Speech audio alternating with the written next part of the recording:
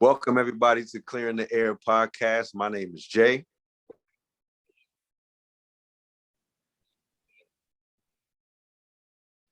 My name is D. And given that this is our very first episode, we thought it was only right to talk a little bit about ourselves. So for the next few moments, I'm gonna let my man D just kind of give a little background about himself. Good, everybody. My name is D. Originally from Jersey. Live in VA now. Been here for a minute. Just thought it was a good idea to have this podcast started with my brother. And we're just excited about things to come. We're going to talk about some various topics, and we're just excited to bring it to you. So. There it is. And I kind of set y'all up because given my first name, I have so many different acronyms or whatever. So really, just refer to me as Q. All right. So I'm Q. I'm married, 5 children, mid-30s. Well, originally, I got a lot of aliens. Definitely. But yeah, I'm originally from Boston. I live in the Baltimore area now. So yeah, that's a little bit about me. And like I said, we're definitely gonna go into more, a little bit about us. But David, D, give us a little bit of background about like how this even came about. So I guess we got to start from the beginning on how we met. So we both met in college, JMU. I believe Quan came in. He was a transfer, correct? I believe. From JUCO, and so I believe we met on the, And I believe we met just hooping. Really good dude. What always impressed me about you was the fact that, you were very deep in your faith, your Christian faith, but you also was living it, which is kind of hard for the average, college student to do because there's so much temptation on a college campus. But you was very staunch in your faith. Preaching the word, living right, and I always respected that about you. We became, really close friends. I consider you one of my closest friends now, probably a brother to me. And we have really, we have conversations, some deep, some, just regular conversations, but it's always, good conversations. And I always feel like I can come to you about certain things, and we talk about various topics, you know what I'm saying? It's not just sports, or it could be everything. It could be life, religion, relationships, everything. So we decided that we need to get this information out. So that's how it came about. Right. And I remember one of the questions that we had. It was crazy because when we came up with the name, I don't know where it came from, but we were like, clear the air. And, we kind of clarified, because we're in the midst, we're just getting started. So, we're working on the logo, we're working on all of that stuff. But when we were having, freelance to do the logo, we would kind of decipher whether it was going to be clear the air or clearing the air. And the reason, I thought it was good to go with clearing the air is because, of course, we're going to talk about various topics, but it's not like the conversation that we have is the be all to end all, so it's going to be times where we're still having the conversation and we got to log off. We got to talk about part 1, part 2, part 3. So even when you say you clear the air, the air is still not finished. And just to kind of do the wordplay thing, air is spelled the way that it is because I really feel like we really felt like, this is it's a platform for men. I would specifically say, all are welcome. But, myself and D, African-American males, and just having a platform where we can feel safe to talk about things, just gives us an opportunity to be free. And so when we say air, like we want to leave a legacy when we're no longer here. some of the conversations that we're having now, we want them to be a blessing to, the generations after us. I have 3 sons, so conversations I have with them all the time. Those are my heirs, So, and it doesn't just have to be blood for it to be heir, But again, the legacy that we leave and the wisdom that we've received and the wisdom that we're going to receive that we can share. We'll have people that we interview on here, so there'll just be more information that can just help us and everybody else. So that's kind of how everything had started, and you're kind of getting an idea where we're going to. Again, we're going to talk about a little bit of everything, and just about right about now, let's just crack into this Mother's Day. Mother's Day is coming up, and D, I just want to ask you, in terms of Mother's Day, what does it mean to you? Well, Mother's Day is very special to me. Obviously, um, well, y'all don't know, but I am an only child, so Mother's Day is very important to me. Both my parents, Father's Day as well. But I must say that Mother's Day over these past few years has taken on an even bigger role, because we did have a little health scare with my mom a few years ago, and by the grace of God, she is fully recovered. But at that time where you really don't know the outcome, because God is gonna bring her out. But there's that time where you may have doubt creep in, and you're like, man, I wish I could have did this. I wish I could have spent more time. I wish I could have blah blah blah. So um, now that everything is great now, Mother's Day is very special to me. I don't plan anything going on. I never really did, but on that day, I'm with moms all day. You know what I mean? Sun up to sundown, I'm out there, whatever she want to do, wherever she want to go. Um, Here lately, she really don't want to, go out because places are always packed, super packed on Mother's Day. So, I'll get her something and, maybe get a nice meal or something. So it's just very special to me. It's a day I look forward to it, not just for my mom, but, my aunts and godmothers and all my friends who are mothers. I think it's just a special day, man, because motherhood is so special. And, it's just a day I look forward to. How about yourself? For me, man, Mother's Day is it definitely means a lot to me as well. The first thing I think about is um, my mom, and I think about how close we were growing up. Um, I come to realize now we're not as close as we were growing up. So I do think about that on Mother's Day. Another thing for me is, which is slightly a challenge, and we'll talk about some challenges coming up, is that, I live in a completely different state than what my mom does. They're actually both of my parents. So I'm in a position where, I would need to make a special trip, but then there's some complications around even stuff like that. So it's very important to me. Probably even more so now than it was before because of the relationship and where we find ourselves. And I do realize that life is short, and sometimes you want to work through differences before you don't have that opportunity anymore. So that's just kind of some of that when it comes to Mother's Day for me. I feel you, but on that same note, you're also married, so your wife is a mother. So talk about that. Exactly, and definitely not to forget about her. That's because that's really where I put my attention. Um, we have 5 children. And so, I see the sacrifices that my wife makes every day for our children.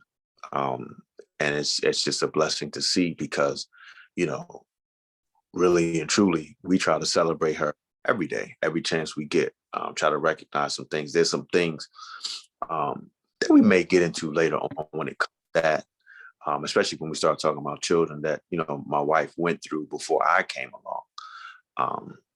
It was a period of time where, you know, the boys we didn't have, and, we have them now. So that makes it even more special because, you realize when you have that separation, when they say absence makes the heart grow fonder. So, it's just stuff like that, man. But we really try to try to go over and above, over the top, just because she deserves it. And I get the kids involved, man. And gifts, whatever we could do. So Dope, man. That's dope. That's dope. And I like how, you have two different outlooks on Mother's Day. You have it with your natural mom, and it's, that relationship is probably not as ideal as you like it, but then you have it with your wife and you see that relationship, that motherly relationship. So I like how you have two different outlooks on the same, occasion. I got Three. one. Correct. I got Three. one. Yeah. Correct. My bad. Yes. Yeah. No, no, no. It's funny. It's not like I'm forgetting about them, but it's perfect the way it's working out because it's allowing us to kind of like section it off. But I um, a stepmom as well, and Right. it's just crazy because it was the very opposite growing up. We weren't really as close. Now it's the very opposite. I actually call her first before I even call my dad. Strange enough. Um, so that's just kind of like how things have progressed for me over the course of years. And it's me being I like that. And I don't need, the truth of the matter is I don't call my mom. I don't call my stepmom. I refer to her as mom. That was a transition. But happy to call her that now. Um, you know, so yeah, man, it's just a blessing to especially me now having bonus children and being a bonus parent. I can appreciate the presence of another parental figure. Um, so yeah, that it's a blessing. It's a blessing. Dope, man. Dope. So what Yeah. y'all have planned for this Mother's Day? I know we talked about what it means to us, but Well, honestly, man, like I mean, my wife doesn't really know it yet, but we got her some gifts. But most importantly, man, it's a lot of times the effort. Yes, it's kind of whatever she wants to do, but um, it's being in a pandemic. It's kind of one of those things where you learn to get creative. So definitely gonna try to do the breakfast in bed if she doesn't try to get up and do stuff herself. The breakfast in bed. But one thing like we did last year is like the whole weekend, she's not touching the house. She's not touching the crib. We just kind of pitching in and taking care of things so she doesn't have to worry about it. So that's just a couple of things, man. Just whatever little things pop up, boom, we try to take care of it. If she says she wants it or wants to do it. But got a few little small things planned, man. Just really kind of relax and just enjoy each other. May even go see add another thing, my mother-in-law. So we'll see. How dope, about you? man.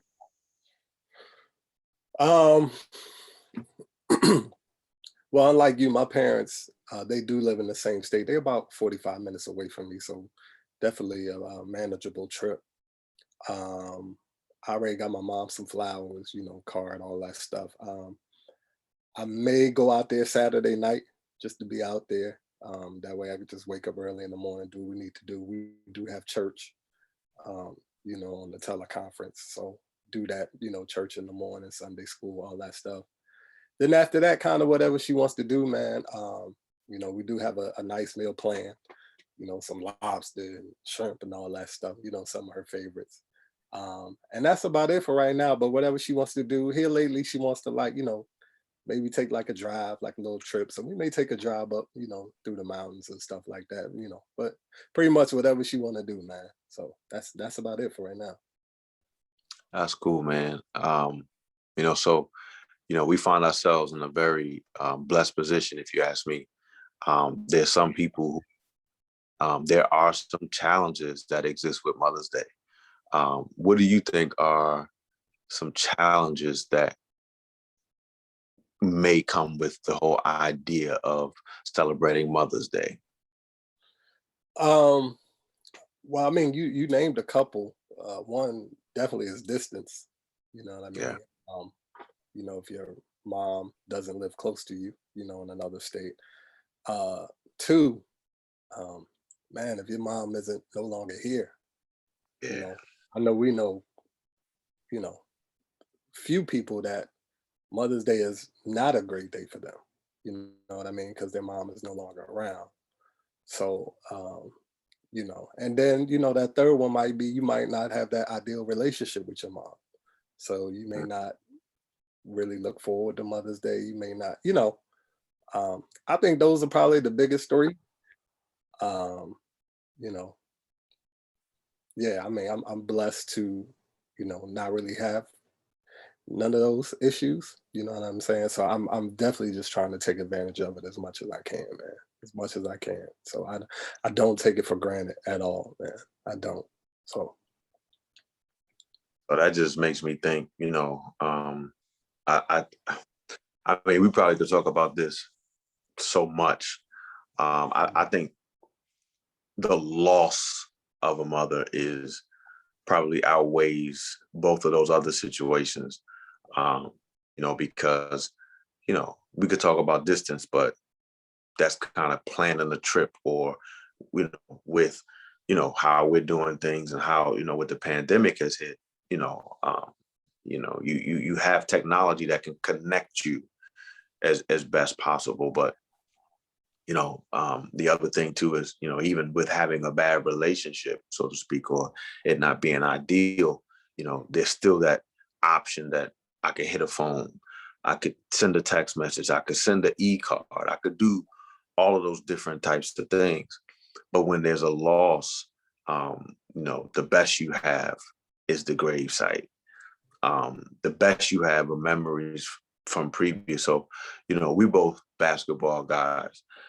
Cat or Karl-Anthony Towns lost his mom due to COVID. So that kind of puts it into perspective of the fact of losing a parent, but then where we currently are in the world, which is, with the COVID-19. So, I know we talk about it a lot, but what's some of the ways in which, you've seen um, Karl-Anthony Towns? And then there's another name that comes to me. I won't say it yet. What do you think? Do you think the loss of a parent plays a role in kind of like the behavior of people? What do you think about that when you talk about the loss of a mom? um yeah, I can definitely see it playing a role. First of all, man, that the cat Carl when I say cat, I mean Karl-Anthony Towns. Man, that one was tough. So if y'all don't know, he lost his mom due to COVID-19, like I want to say very early in the quarantine, maybe like last April. Yeah, Um, and it's rocked him, man. I mean, his mom was everything to him, and just some of the comments he's made on how he's dealing with, how he said, he'll never get over it, and that day he died as well. And I'm paraphrasing, but just like things like that. And when you see, I believe they played on Mother's Day this year, and just to see the emotion in him and his dad, and you know other teams and his teammates rally around him, it was really moving. But I just can't imagine what he's going through. I can definitely see a loss of a parent, having an effect on the way people act, their behavior.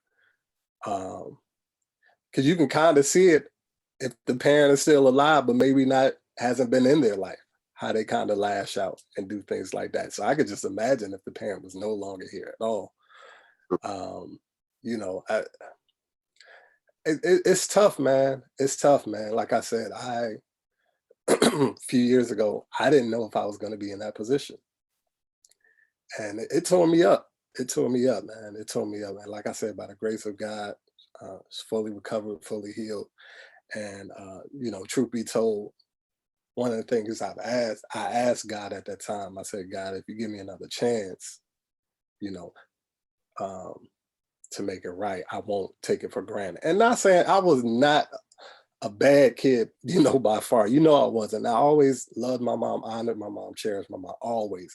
But when you feel as though things may be different, you naturally think about you know, how you could have handled things differently in the past, especially when it comes to your mom. Like I said, I'm the only one. So I felt like you know, sometimes I felt like my mom was in my business or trying to do this, you know, and now, you know, it was not that, it was just her being a mom and I'm her only one. So, you know, naturally she was going to want to know what's going on with me and know about things. And I felt like at times I should have handled things differently. I should have handled things better. And, you know, and a lot of that comes with maturity and age, bro. And so, yeah, I'm thankful, I'm very thankful for that opportunity I have now. I do not take it for granted. I thank God every day for it. So, Yeah, yeah. I think there's so many variations of this, man, that we could talk about. I think we definitely gonna have to do a part two, uh, post Mother's Day, so that we could yeah, really, talk about some other things because, um, like this subject, man, there's so many places that like I feel like we can.